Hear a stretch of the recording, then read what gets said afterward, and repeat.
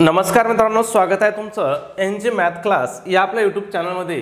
मित्रांनो, आपण महा टीईटी परीक्षेसाठी अतिशय इम्पॉर्टंट अतिशय महत्त्वपूर्ण अशी प्रश्नपत्रिका या ठिकाणी पाहत आहोत। आजचा आपला विषय आहे बालमानसशास्त्र व अध्यापनशास्त्र। तुमचा पेपर 1 असो किंवा पेपर 2 असो, दोन्ही पेपरसाठी अतिशय उपयुक्त म्हणजे 30 मार्काला असणारा आणि परीक्षेमधला सगळ्यात अवघड असणारा विषय आहे बालमानसशास्त्र व अध्यापनशास्त्र। मग या ठिकाणी आपण तुमचा जास्त वेळ घेणार नाही। पहिला प्रश्न आपला स्वाभाविकीकरण, संधिकरण, अचूकता, अनुकरण आदी घटकांचा समावेश उद्दिष्टांच्या श्रेणीबद्ध वर्गीकरणातील खालीलपैकी कोणत्या क्षेत्रात होतो। आता या ठिकाणी आपल्याला काय विचारलंय की स्वाभाविकीकरण, संधिकरण, अचूकता आणि अनुकरण हे जे घटक आहेत यांचा समावेश उद्दिष्टांच्या श्रेणीबद्ध वर्गीकरणातील कोणत्या क्षेत्रामध्ये होतो असं विचारलंय। मग यांचा समावेश कोणत्या क्षेत्रामध्ये होतो, तर क्रियात्मक क्षेत्रामध्ये होतो। मग आता या ठिकाणी तुम्हाला लक्षात ठेवायचंय की उद्दिष्टांचे जे श्रेणीबद्ध वर्गीकरण आहेत हे किती क्षेत्रामध्ये केलं जातं, तर हे 3 मुख्य क्षेत्रामध्ये केलं जातं। खूप महत्त्वाचं आहे। किती क्षेत्रामध्ये केलं जातं, तर मुख्य अशा 3 क्षेत्रामध्ये केलं जातं। हे 3 क्षेत्र कोणते आहेत ते सुद्धा आपण या ठिकाणी बघूया। बघा, डिटेल्स मध्ये पाहू आपण, म्हणजे तुमचा ज्याच्यावरती परत प्रश्न चुकणार नाही। किती क्षेत्रामध्ये वर्गीकरण केलं जातं, लक्षात ठेवायचं 3 क्षेत्रामध्ये। कशाचं, तर शैक्षणिक उद्दिष्टांचं वर्गीकरण। मग त्या 3 मधलं पहिलं क्षेत्र कोणतं आहे, ज्ञानात्मक क्षेत्र आहे। दुसरं क्षेत्र आहे बघा भावनात्मक क्षेत्र आणि तिसरं आहे क्रियात्मक क्षेत्र। मग आता या ठिकाणी तुम्हाला लक्षात ठेवायचं आहे ज्ञानात्मक क्षेत्रामध्ये कशाचा समावेश होतो बघा, ज्ञान, आकलन, उपयोजन, विश्लेषण, संश्लेषण आणि मूल्यमापन या मानसिक क्षमतांचा समावेश कशामध्ये होतो, ज्ञानात्मक क्षेत्रामध्ये होतो। त्याच्यानंतर दुसरं क्षेत्र आहे आपलं भावनात्मक क्षेत्र। यात काय होतं बघा, सोपं आहे, नावातच आहे, भावना, दृष्टिकोन, आवड, मूल्य प्रणालीचा समावेश होतो। उदाहरणार्थ काय, स्वीकारणे, प्रतिसाद देणे, मूल्यमापन करणे, म्हणजे हे भावनात्मक क्षेत्र आहे, नावामध्येच आहे। हे ज्ञानात्मक क्षेत्र आहे, ज्ञान आहे, याच्यामध्ये बघा आकलन आहे, उपयोजन आहे आणि तिसरं आपलं होतं क्रियात्मक क्षेत्र। आता याच्यामध्ये कशाचा समावेश होतो हे आपण प्रश्नामध्ये पाहिलं, पण या ठिकाणी अजून एक प्रश्न विचारला जातो किंवा याच्यामध्ये बघा शारीरिक कौशल्ये आणि स्नायूंच्या हालचालीशी संबंधित क्रियांचा समावेश होतो। त्यालाच काय कोणतं क्षेत्र म्हणतात, आपलं क्रियात्मक क्षेत्र म्हणतात। आणि क्रियात्मक क्षेत्र हे कोणी निश्चित केलं आहे याच्यावरती सुद्धा आपल्याला प्रश्न विचारला होता। मग डॉक्टर R.H. दवे यांनी क्रियात्मक क्षेत्र निश्चित केलं आहे। मागच्या वर्षी म्हणजे 2024च्या पेपरमध्ये पेपर 1 ला हा प्रश्न होता की क्रियात्मक क्षेत्र कोणी निश्चित केलं आहे, आणि पेपर 2 ला हा प्रश्न होता। म्हणजे एकाच टॉपिक वरती पेपर 1 ला पण प्रश्न होता आणि पेपर 2 लाही प्रश्न होता, आणि दोन्ही प्रश्न काय होते, एकाच वर्षी होते। म्हणून तुमच्या लक्षात आलं असेल की शैक्षणिक उद्दिष्टांचं जे वर्गीकरण आहे हे किती महत्त्वाचं आहे। म्हणून एवढं पाठच करून ठेवा, याच्यात पाठ करायसारखं काही नाहीच आहे तसं जर पाहिलं तर। का, पहिलं क्षेत्र काय आहे, ज्ञानात्मक क्षेत्र आहे, याच्या संबंधित सगळ्या गोष्टी कोणत्या होतील, ज्ञानाच्याच होतील। दुसरं आहे भावनात्मक, याच्यामध्ये असणाऱ्या गोष्टी कोणत्या आहेत, तर सगळ्या भावनात्मक गोष्टी आहेत। आणि तिसरं क्षेत्र आहे क्रियात्मक, याच्यामध्ये सुद्धा कोणत्या गोष्टी आहेत, तर संबंधित क्रिया आहेत। याच्यामध्ये काय आहेत, क्रिया आहेत बघा, म्हणजे शारीरिक कौशल्य आणि स्नायूंच्या हालचालीच्या क्रिया याच्यामध्ये आहेत। ठीक आहे, पुढचा प्रश्न पाहू आपण। प्रश्न क्रमांक 3, निकष संदर्भीय मूल्यमापन चाचणी ही क्षमताधिष्ठित चाचणी असते। खाली दिलेल्या विधानामध्ये कोणते विधान निकष संदर्भीय कसोटीचे वैशिष्ट्य नाही। आता इथं आपल्याला काही उदाहरणं दिलेत आणि त्यापैकी कोणतं निकष संदर्भीय कसोटीचं वैशिष्ट्य नाही असं विचारलंय। कशाचं, निकष संदर्भीय कसोटीचं वैशिष्ट्य नाही असं विचारलंय आपल्याला। ठीक आहे, मग या ठिकाणी बघूया आपण। आपल्याला 4, आता इथं 3च पर्याय आपल्या स्क्रीनवरती दिसतात, आपल्याला बघायचे 4ही पर्याय। ठीक आहे, मग पहिला पर्याय बघू, या कसोटीचा मूळ हेतू अभ्यासक्रमाशी निगडित कौशल्याचे किंवा क्षमतेचे मापन करणे हा असतो। थोडंसं वरती घेतो म्हणजे तुम्हाला 4ही पर्याय दिसतील। ठीक आहे, थोडंसं झूम आउट करतो। ओके, बघा आपल्याला कशाचं विचारलंय, निकष संदर्भीय कसोटीचं विचारलंय ना। मग बघूया, या कसोटीचा मूळ हेतू अभ्यासक्रमाशी निगडित कौशल्याचे किंवा क्षमतेचे मापन करणे हा असतो म्हणजे हे वैशिष्ट्य आहे, आपल्याला वैशिष्ट्य नाही असं विचारलंय। ठीक आहे, दुसरं बघू, ही कसोटी विशिष्ट इयत्तेसाठी किंवा अभ्यासक्रमासाठी तयार केलेली असते, हे सुद्धा बरोबर वैशिष्ट्य आहे। ही कसोटी गटाच्या वर्तनाचे प्रतिनिधित्व न करता सर्वांचेच प्रतिनिधित्व करते हे आपलं वैशिष्ट्य नाही। मग आपलं उत्तर पर्याय क्रमांक 3 हे आपलं उत्तर असणार आहे। ही कसोटी अनुदेशनापूर्व व नंतर देखील येते हे सुद्धा वैशिष्ट्य आहे। मग तुम्हाला लक्षात ठेवायचं आहे निकष संदर्भीय कसोटीचे वैशिष्ट्य काय काय आहेत बघा। या कसोटीचा मूळ हेतू अभ्यासक्रमाशी निगडित कौशल्याचे किंवा क्षमतेचे मापन करणे हा असतो। ही कसोटी विशिष्ट इयत्तेसाठी किंवा अभ्यासक्रमासाठी तयार केली जाते। ही कसोटी अनुदेशनापूर्वी व नंतर देखील देता येते। ठीक आहे, त्याच्यानंतर बघा आता इथं बघा, इथं काय केलं होतं त्यांनी 3 नंबर मध्ये काय दिलं तर आपल्याला गटाचं प्रतिनिधित्व करते, पण ते गटाचं नसून बघा हे काय करते, निकष संदर्भीय कसोटीमध्ये प्रत्येक विद्यार्थ्याची तुलना पूर्वनिर्धारित कार्यक्षमतेच्या स्तराशी केली जाते। ठीक आहे, म्हणजे इथं प्रत्येक विद्यार्थ्याची केली जाते, गटाची नाही केली जाते। ठीक आहे, पुढचा प्रश्न पाहूया 3 नंबर। अध्ययनकर्त्याला विवक्षित पातळीपर्यंत पोहोचवण्यासाठी अपेक्षित दर्जा व त्याचे सध्याचे वर्तन यातील अंतर भरून काढणे आणि विद्यार्थ्याला स्वतःचे मूल्यांकन करायला शिकवणे हे खालीलपैकी कोणत्या घटकाने साध्य होते? ऑप्शन काय आहेत? प्रतिसाद, प्रत्यावहन, प्रत्याभरणा आणि प्रत्याभिज्ञान। मग याचं योग्य उत्तर काय आहे तर प्रत्याभरण हे याचं योग्य उत्तर आहे। मग काय प्रश्न पुन्हा एकदा बघू आपण। अध्ययनकर्त्याला विवक्षित पातळीपर्यंत पोहोचवण्यासाठी अपेक्षित दर्जा व त्याचे सध्याचे वर्तन यातील अंतर भरून काढणे आणि विद्यार्थ्याला स्वतःचे मूल्यांकन करायला शिकवणे हे कोणत्या घटकाने साध्य होतं तर हे प्रत्याभरण या घटकाने साध्य होतं। जशास तसं लक्षात ठेवा, कदाचित प्रश्न पुन्हा जशास तसा विचारला जाऊ शकतो। पुढचा 4 नंबर। बुद्धिमत्ता म्हणजे अनेक विशिष्ट क्षमतांचा समुच्चय होय। अनेक विशिष्ट क्षमतांचा समुच्चय होय असे सांगून खालीलपैकी कोणत्या मानसशास्त्रज्ञाने बुद्धिमत्ता ही एकजिनसी नसून अनेक क्षमतांचा समुच्चय आहे असे मत मांडून त्यांना प्राथमिक मानसिक क्षमता असं नाव दिलं। म्हणजे इथं काय विचारलं आपल्याला, बुद्धिमत्तेच्या ज्या क्षमता आहेत त्यांना प्राथमिक मानसिक क्षमता हे नाव कोणी दिलं असं आपल्याला विचारलं। मग हे नाव कोणी दिलं आहे? थर्स्टनने दिलं आहे। थर्स्टनची बुद्धिमत्तेची व्याख्या लक्षात ठेवा, अनेक विशिष्ट क्षमतांचा समुच्चय। फक्त काय अनेक विशिष्ट क्षमतांचा समुच्चय म्हणजेच बुद्धिमत्ता होय असं कोण म्हटलंय? थर्स्टन म्हटलंय। ठीक आहे, आणि त्याने त्याला काय नाव दिलंय तर प्राथमिक मानसिक क्षमता असं नाव दिलंय। हे पण लक्षात ठेवा, प्रश्न त्याच्यावरती सुद्धा विचारला जाऊ शकतो। पुढचा प्रश्न बघूया, त्याच्या अगोदर एक छोटीशी पण अतिशय महत्त्वाची अशी सूचना। मित्रांनो, आपण TET परीक्षेसाठी अतिशय महत्त्वपूर्ण अतिशय इम्पॉर्टंट अशी टेस्ट सिरीज या ठिकाणी आपण सुरू केलेली आहे। आपल्या टेस्ट सिरीजचं वैशिष्ट्य आहे की याच्यामध्ये ही तुमच्या संपूर्ण अभ्यासक्रमावरती आधारित अशी आपली टेस्ट सिरीज असणार आहे। मग या टेस्ट सिरीजमध्ये तुम्हाला काय काय भेटेल बघा, तर तुम्हाला एकूण 10 टेस्ट पेपर भेटतील। त्याचबरोबर आतापर्यंत झालेल्या TETच्या सर्व प्रश्नपत्रिका तुम्हाला या ठिकाणी उत्तरासहित प्रोव्हाइड केल्या जातील। त्याचबरोबर सगळ्यात महत्त्वाचं तुम्हाला फ्रीमध्ये अतिशय IMP अशा नोट्स सुद्धा प्रोव्हाइड केल्या जातील। मग यामध्ये कोणकोणत्या नोट्स असतील बघा, मराठी असेल, इंग्रजी असेल, गणित बुद्धिमत्ता असेल, इतिहास असेल, भूगोल असेल, त्याचबरोबर मानसशास्त्राच्या सुद्धा अतिशय IMP अशा आपल्या नोट्स असणार आहेत। त्याचबरोबर अजून एक IMP नोट्स असतील ते म्हणजे इयत्ता 4थी ते इयत्ता 8वी पर्यंतचे जे आपले शालेय पुस्तक आहेत महाराष्ट्र स्टेट बोर्डचे, त्याच्यावरती आपल्याला भरपूर प्रश्न असतात। मग इतिहास असेल, भूगोल असेल, राज्यशास्त्र असेल, म्हणजे हे 3 विषय म्हणजे काय झालं आपलं परिसर अभ्यास झालं। परिसर अभ्यासमध्ये विज्ञानचा सुद्धा समावेश होतो। म्हणजे या ठिकाणी बघा तुमचा संपूर्ण परिसर अभ्यास हा जो विषय आहे हा या ठिकाणी काय होईल कव्हर होऊन जाईल। त्याचबरोबर ज्यांचा सेकंड पेपरला विज्ञान आहे त्यांचा सुद्धा विज्ञान या ठिकाणी कव्हर होऊन जाईल।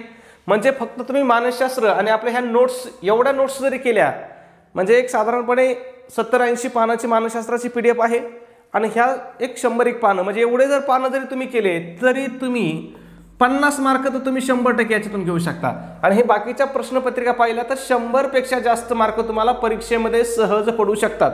आता बऱ्याच जणांचा मेसेज येतो, सर 8 दिवस राहिले तेवढं होईल का? मी काय म्हणतो, एवढं करण्यासाठी 8 दिवस नाही, 1 दिवस जरी दिला तुम्ही तरी तुम्ही एवढं करून तुम्ही 50 मार्क तर फिक्स पाडू शकता आणि मग राहिलेले 30-35 मार्क तुम्ही सहज बाकीच्या विषयातून पाडू शकता। इथं मराठी सारखा विषय आहे जो तुम्हाला 25 मार्क देऊन जातो। म्हणजे तुम्हाला पास व्हायचं असेल ना तर हे दोन गोष्टी जर तुम्ही चांगल्या केल्या ना तर पेपर सहज पास होऊन जाईल तुमचा. आणि ही मानसशास्त्राची PDF तर अशी आहे की तुम्ही पेपरला जायच्या अगोदर 1 तास जरी वाचली तरी तुमचा मानसशास्त्रातला एक सुद्धा प्रश्न चुकणार नाही. ठीक आहे, एवढ्या डिटेल्समध्ये आहे. मग ह्या सगळ्यांची प्राइस किती मित्रांनो? फक्त 200 रुपये किंमत आहे. परंतु त्याच्यामध्ये सुद्धा विद्यार्थ्याच्या मागणीस्तव आपली ऑफर आज सुद्धा चालू आहे. जर तुम्ही ऑफरनुसार आज जर आपली टेस्ट सिरीज घेतली तर ही तुम्हाला किती रुपयाला पडेल? तर फक्त आणि फक्त 139 रुपयाला तुम्हाला ही टेस्ट सिरीज पडेल. मग हे 139 रुपये तुम्हाला कुठं पे करायचे आहेत? तर गुगल पे असेल, फोनपे असेल, त्या ठिकाणी आपला नंबर आहे 96 89 14 16 30. पुन्हा एकदा सांगतो, गुगल पे फोनपेला आपला नंबर आहे 96 89 14 16 30. या नंबरवरती तुम्हाला काय करायचं आहे? 139 रुपये पे करायचे आणि तुम्ही जे पैसे पाठवले त्याचा एक काय करायचा आहे? एक स्क्रीनशॉट काढायचा आहे आणि हा स्क्रीनशॉट काय करायचा आहे? मला व्हॉट्सॲपला शेअर करायचा आहे. व्हॉट्सॲपला सुद्धा आपला हाच नंबर आहे 96 89 14 16 30. व्हॉट्सॲपवरती तुमचा स्क्रीनशॉट मिळाल्याबरोबर तुम्हाला 5 मिनिटाच्या आतमध्ये संपूर्ण स्टडी मटेरियल काय केलं जाईल? या ठिकाणी प्रोव्हाइड केलं जाईल. बघूया पुढचा प्रश्न आपला 5 नंबर. विशिष्ट उद्दिष्ट प्राप्तीसाठी जेव्हा एखादी क्रिया साधन म्हणून उपयोगी पडते तेव्हा ती विशिष्ट क्रिया साधनीभूत होते. यालाच साधक अभिसंधान म्हणतात. खाली दिलेल्या विधानामध्ये साधक अभिसंधानाविषयीचे कोणते विधान असत्य आहे? आता काय विचारलं आपल्याला? सरळ सरळ प्रश्न भरपूर मोठा दिलाय, पण आपल्याला विचारलंय काय बाबा की साधक अभिसंधानाविषयीचे कोणते विधान असत्य आहे? असत्य आहे म्हणजे कसं आहे? कोणतं विधान चूक आहे असं आपल्याला विचारलंय. मग बघूया विधान. क्रमान्वित अध्ययनाची कल्पना यावर आधारित असते. बरोबर आहे. साधक अभिसंधानमध्ये काय असते? क्रमान्वित अध्ययनाची कल्पना असते. एका वेळी एक पायरी, पडताळ, सक्रिय प्रतिसाद इत्यादी तत्वावर क्रमान्वित अध्ययनाची मांडणी असते. बरोबर आहे. क्रमान्वित अध्ययन म्हणजे काय? एका वेळी एक पायरी. ठीक आहे. त्याच्यानंतर यात प्रबल तत्व महत्वाचे असते, हे सुद्धा बरोबर आहे. मग हे तिन्ही जे विधान आहेत हे साधिक अभिसंधानाविषयीचे काय आहेत? बरोबर विधान आहेत. आपल्याला कोणतं विधान विचारलंय? चुकीचं विधान विचारलंय. मग आपलं राहिलं पर्याय काय असणार आहे? चौथं पर्याय जो आहे तो आपला उत्तर असणार आहे. तो काय पर्याय ते पण सांगतो, पण त्याआधी एक गोष्ट लक्षात घ्या. साधक अभिसंधान म्हणजे काय हे लक्षात ठेवा. विशिष्ट उद्दिष्ट प्राप्तीसाठी जेव्हा एखादी क्रिया साधन म्हणून उपयोगी पडते तेव्हा ती विशिष्ट क्रिया साधनीभूत होते. यालाच काय म्हणतात? साधक अभिसंधान म्हणतात. प्रश्न विचारू शकतात. ठीक आहे. साधक अभिसंधान म्हणजे काय लक्षात ठेवा. त्याच्यानंतर साधक अभिसंधानचे आपण काय पाहिले? सत्य विधान पाहिले. आता आपल्याला चुकीचं विधान बघायचं आहे. 4 नंबरचं विधान चुकीचं असणार आहे. काय चुकीचं आहे बघा. साधक अभिसंधान उपपत्ती हल्ल या मानसशास्त्रज्ञाने मांडले. इथं चुकीले त्यांनी आपल्याला. मग हे आपलं उत्तर आहे. साधक अभिसंधान उपपत्ती कोणाची आहे? तर B.F. स्किनरची आहे. बघा, B.F. स्किनर. लक्षात ठेवा, वारंवार परीक्षेत प्रश्न विचारलेला आहे. किती शुल्लक गोष्टीत प्रश्न चुकवला पहा. पुढचा प्रश्न 6 नंबर. भावनिक बुद्धिमत्तेमध्ये सॉल्वी व मेयर यांनी 5 मूलभूत सक्षमता मांडल्या आहेत. खालीलपैकी आत्मनियमनामध्ये कोणती क्षमता येत नाही? सक्षमता येत नाही. ठीक आहे. भावनांची जाणीव, आत्मनियंत्रण, नवोपक्रमशीलता आणि जबाबदारीची जाणीव यापैकी योग्य उत्तर आहे की भावनांची जाणीव ही आत्मनियमनामध्ये येत नाही. ठीक आहे. मग आता या ठिकाणी तुम्हाला असं सुद्धा विचारलं जाऊ शकतो की भावनिक बुद्धिमत्तेच्या 5 मूलभूत सक्षमता किंवा क्षमता कोणी मांडल्या? तर त्या कोणी मांडल्यात? सॉल्वी व मेयरने मांडल्यात. त्याच्यानंतर दुसरा प्रश्न असा विचारला जाऊ शकतो, भावनिक बुद्धिमत्तेमध्ये सॉल्वी व मेयर यांनी किती सक्षमता मांडल्या आहेत? तर किती? 5 मूलभूत. किती मूलभूत येतात? 5 आहेत. म्हणजे कसाही फिरून विचार द्या, प्रश्न आपला उत्तर आपलं आलं पाहिजे. 7 नंबर. व्यापक स्वरूपाची माहिती अर्थपूर्णरित्या व परिणामकारक रीतीने विद्यार्थ्यापर्यंत संक्रमित करण्यासाठी तसेच विषय वस्तू शिकवण्यासाठी शिक्षक खालीलपैकी कोणत्या अध्यापन प्रतिमानांचा वापर करतील? ठीक आहे. काय विचारलंय? 7 नंबरचा आपला प्रश्न आहे. माहिती अर्थपूर्णरित्या व परिणामकारक रीतीने विद्यार्थ्यापर्यंत संक्रमित करण्यासाठी तसेच विषय वस्तू शिकवण्यासाठी. ठीक आहे. मग याच्यासाठी काय आहे? अग्रत संघटक प्रतिमान वापरावं लागेल आपल्याला. कोणतं प्रतिमान? अग्रत संघटक प्रतिमान. ठीक आहे. पुढचा प्रश्न आहे 8 नंबर. अंध विद्यार्थ्यांना अध्यापन करताना शिक्षकाने काही तत्वांचा अवलंब करणे आवश्यक आहे. या विद्यार्थ्यांना शिकवित असताना शिक्षक प्रत्यक्ष वस्तू हाताळायला, स्पर्श अनुभवायला देतात, तसेच परिचित असलेल्या वस्तूंच्या संदर्भात उदाहरणे देतात. यामधून कोणते तत्व साध्य होते? आता या ठिकाणी बघा काय केलंय, प्रत्यक्ष वस्तू हाताळायला दिल्यात, त्याचा स्पर्श अनुभवाला दिलाय. मग या ठिकाणी कोणतं तत्व हे होईल तर मूर्तता. ठीक आहे. पुढचा प्रश्न 9 नंबर. परीक्षेत कमी गुण मिळालेला विद्यार्थी प्रश्नपत्रिका फार अवघड होती, उत्तरपत्रिका कडक तपासली अशी कारणे सांगतो. हा खालीलपैकी कोणत्या मानसिक संरक्षण यंत्रणेचा प्रकार आहे? मग हा कोणत्या मानसिक संरक्षण यंत्रणेचा प्रकार आहे तर प्रक्षेपण. ह्या आता या ठिकाणी तुम्हाला लक्षात ठेवायचं आहे, मानसिक संरक्षण यंत्रणेचे प्रकार आहेत. किती प्रकार आहेत? 4 प्रकार आहेत. 4ही महत्त्वाचे आहेत, कारण याच्यावरती वारंवार प्रश्न विचारलेला आहे. आपण एका वेळी एकच पाहू. ठीक आहे. मग याच्यामध्ये पहिला बघा, प्रक्षेपण काय आहे? या संरक्षण यंत्रणेमध्ये काय केलं जातं, एखादी व्यक्ती स्वतःच्या अपयशाचे किंवा उणिवाचे कारण दुसऱ्या व्यक्तीवर किंवा बाह्य घटकावर ढकलते. जसं जर पाहिलं आता स्पर्धा परीक्षेमध्ये जर एखाद्या विद्यार्थ्याला अपयश आलं तर तो काय म्हणतो, मॅनेज झालं सगळ्या जागा पैसे भरून भरल्या, अभ्यास करणाराचं काय खरं नाही. हे कशाचं उदाहरण आहे? प्रक्षेपणाचं उदाहरण आहे. ठीक आहे. त्याच्यानंतर कृतक समर्थन म्हणजे काय? यात व्यक्ती आपल्या अयोग्य वर्तनाचं समर्थन करण्यासाठी तार्किक पण खोटी कारणं देतो. यात व्यक्ती काय करतो, आपल्या अयोग्य वर्तनाचं समर्थन करण्यासाठी तार्किक कारण कसं असतंय, तार्किक असतंय, पण कसं असतंय, खोटं असतंय. मग जर याचं उदाहरण पाहिलं बघा, मला नोकरी मिळाली नाही कारण ती नोकरी माझ्या लायकीचीच नव्हती. म्हणजे बघा, एखाद्याला नोकरी लागत नसले तर तो काय म्हणत असतो, हे असल्या नोकऱ्या आपण करीतच नाही, काय परवडतं त्या नोकरीत, 30,000 पगार, मी घरी बसल्या 50,000 कमीन शेतीतून, असं म्हणतो. पण म्हणजे याचा अर्थ काय असतो, ती नोकरी त्याला मिळत नसते, पण तो मग खोटं पण तार्किक कारण सांगतो. आणि आपलं साधं प्रचलित जर पाहिलं तर कोल्ह्याला द्राक्ष आंबट, कोल्ह्याला द्राक्ष आंबट हे काय साधं कृतक समर्थनाचं उदाहरण आहे. त्याच्यानंतर तिसरं आहे विस्थापन. विस्थापनामध्ये काय होतं, याच्यावरती आपल्याला पेपर फसला प्रश्न होता बघा 2024च्या, आणि याच्यावरती कधी प्रश्न आहे 2024च्या पेपर सेकंडला प्रश्न आहे. म्हणजे बघा, एकाच घटकावरती दोन्ही पेपरमध्ये प्रश्न विचारला जातो. म्हणून मी तुम्हाला सांगतो, तुम्हाला अभ्यास करताना थोडा डीपमध्ये करायचा आहे, वरवर अभ्यास करू नका, काही होणार नाही. ठीक आहे. मग विस्थापनाचं काय आहे, एका ठिकाणचा राग दुसऱ्या ठिकाणी, म्हणजे ऑफिसमधला राग घरी मुलावर काढणे. त्याच्यानंतर प्रतिपूरण, यात व्यक्ती एका क्षेत्रातील कमतरता दुसऱ्या क्षेत्रातील उत्कृष्ट कामगिरीने भरून काढण्याचा प्रयत्न करते. महत्त्वाचं आहे. मग बघा, एखादा विद्यार्थी काय असतो, जो अभ्यासात कमकुवत असतो परंतु खेळात काय असतो, तो चांगला असतो, म्हणजे तो खेळामध्ये चांगलं यश मिळवतो, म्हणजे त्याला काय म्हणतात प्रतिपूरण. म्हणजे एका क्षेत्रात जरी कमतरता असली तरी दुसऱ्या क्षेत्राने काय त्याची उणीव भरून काढतो. म्हणजे सचिन तेंडुलकर 10वीला नापास झाला, पण आज त्याच्या क्रीडा गुणामुळे काय झाला, तो क्रिकेटचा देव बनून गेला. ठीक आहे. मग ते कशाचं उदाहरण आहे, प्रतिपूरणचं उदाहरण आहे. पुढचा प्रश्न आपला 10 नंबर.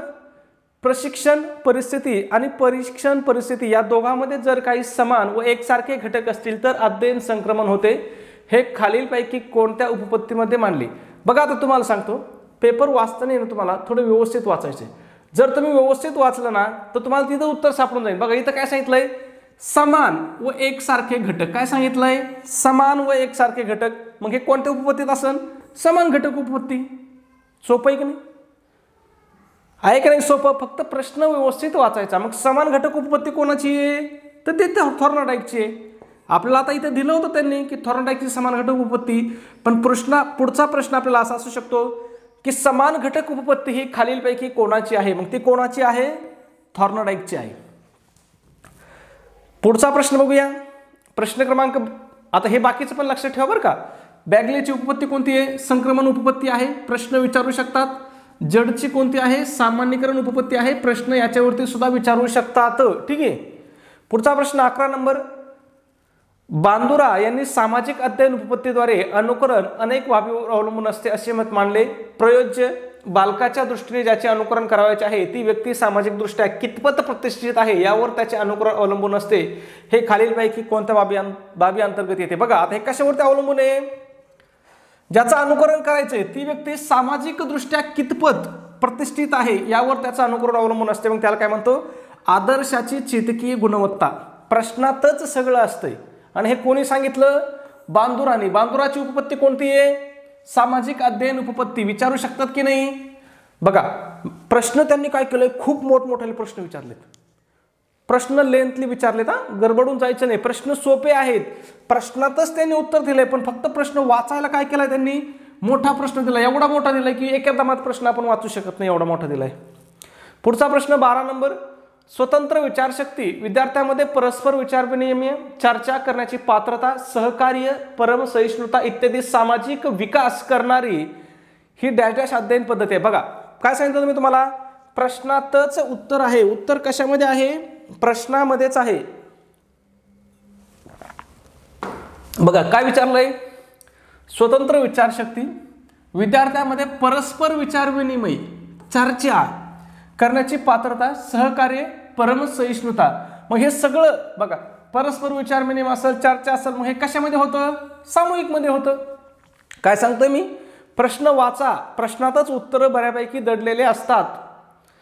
प्रभुत्व पाठ्यांश पद्धती मांडताना अमेरिकन शिक्षणशास्त्रज्ञ डॅश डॅश यांनी कोणत्याही गोष्टीचे ज्ञान संपादन करणे म्हणजे त्या गोष्टीविषयी अर्थपूर्ण जाणीव मनात निर्माण होणे, त्याविषयी आंतरदृष्टी विकास होणे व परिणामी त्या गोष्टीकडे पाहण्याचा आपला दृष्टिकोन बदलणे असे प्रतिपादन केले. मग हे कोणी प्रतिपादन केलेलं आहे?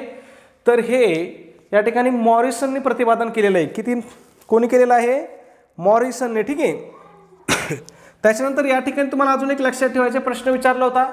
मॉरिसन हा जो शिक्षण तज्ञ आहे हा कोणत्या देशातला होता? मग अमेरिका, इंग्लंड, रशिया, फ्रान्स असे ऑप्शन होते. मग हा कोणता शिक्षण तज्ञ आहे? तर हा अमेरिकन शिक्षण तज्ञ आहे. पुढचा प्रश्न बघूया 14 नंबर. पियाजे यांनी मांडलेल्या मुलांच्या बोधात्मक विकासाच्या सिद्धांतामध्ये त्याने 4 टप्पे सांगितले आहेत. त्या टप्प्यातील मूर्त क्रियाकाळ अवस्था, कोणती अवस्था?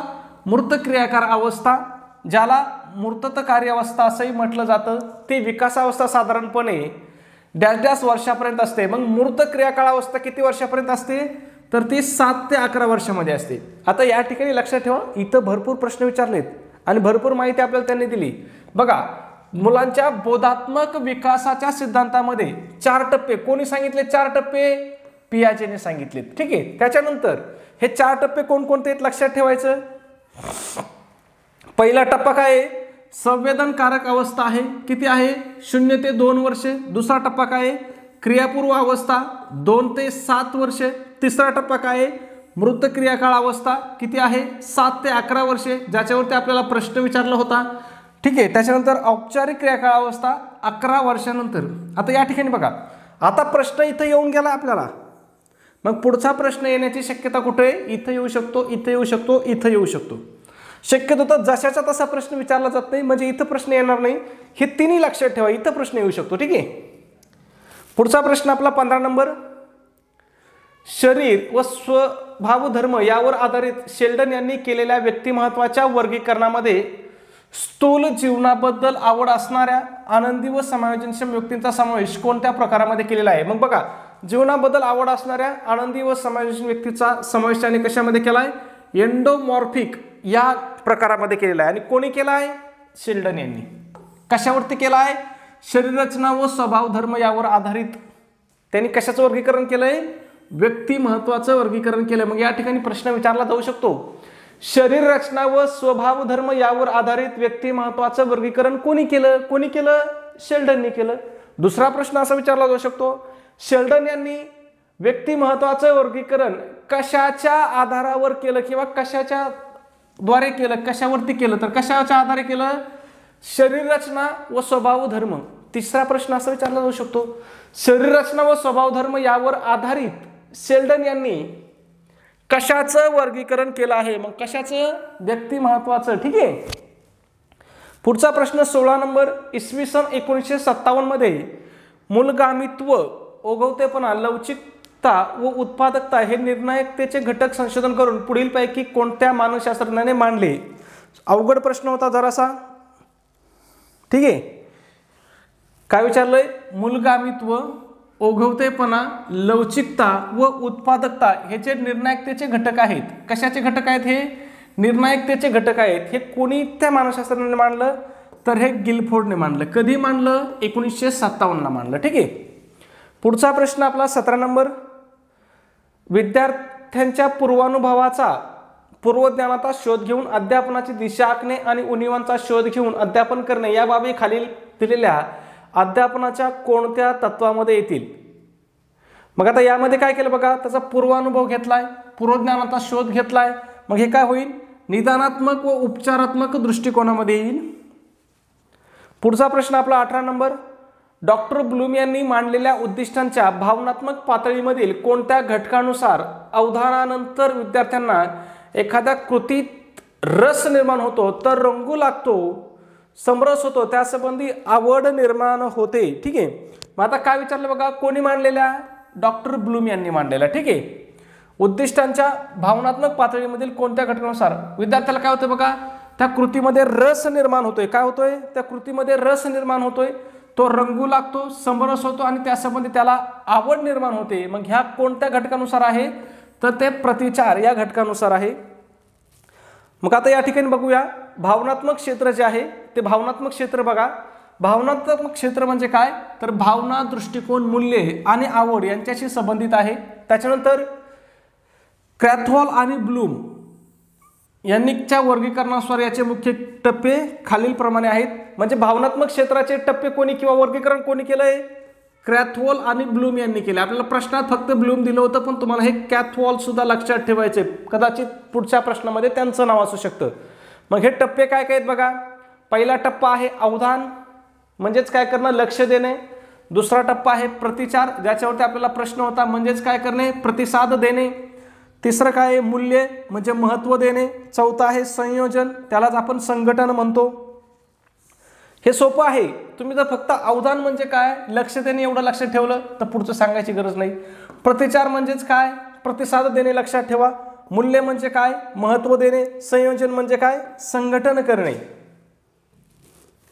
पाचवं काय? मूल्य समूह किंवा चारित्र्य, म्हणजेच काय? चारित्र्यात्मक सत्करण करणे. ठीक आहे. म्हणजे एखादा स्वभाव आपल्या जीवनाचा अविभाज्य भाग बनवणे. पुढचा प्रश्न आपला 19 नंबर. पाठ नियोजनासंदर्भात खाली दिलेल्या विधानामध्ये कोणते विधान पूरक नाही ते ओळखा. कशा संदर्भात? पाठ नियोजनासंदर्भात. आता तुम्ही सगळेजण दररोज काय करत आहेत? पाठ नियोजन करत आहेत. मग बघूया. विद्यार्थ्यांच्या प्रवृत्ती, अभिरुची, हेतू इत्यादी प्रवर्तकांचा योग्य विचार करून पाठाची योजना आखली पाहिजे. पुस्तक कर्त्यापेक्षा वेगळा दृष्टिकोन न ठेवता शिक्षकांनी पाठ्यांशांच्या मांडणीप्रमाणे पाठ योजना करावी. कोणत्याही पाठाच्या पद्धतीमध्ये पाठ योजनेत शेवटचे मूल्यमापनासाठी वाव असतो. आता तुम्हाला सांगतो मी, ह्या तिन्हीपैकीच उत्तर आहे. चौथा पर्याय तुम्हाला वाचायची सुद्धा गरज नाही, तिन्हीपैकी उत्तर आहे. मग जे उत्तर असेल तिन्हीपैकी ते उत्तर तुम्हाला काय करायचं आहे? कमेंटमध्ये सांगायचं आहे. त्याचबरोबर सबस्क्राईब केलं नसेल तर सबस्क्राईब करून घ्या. व्हिडिओ आवडला असेल तर प्लीज व्हिडिओला एक लाईक करा आणि व्हिडिओ कसा वाटतो हे सुद्धा नक्की सांगा. चला ठीक आहे, भेटूया आपल्या उद्याच्या पुढच्या व्हिडिओमध्ये. तोपर्यंत सर्वांना जय हिंद, जय महाराष्ट्र.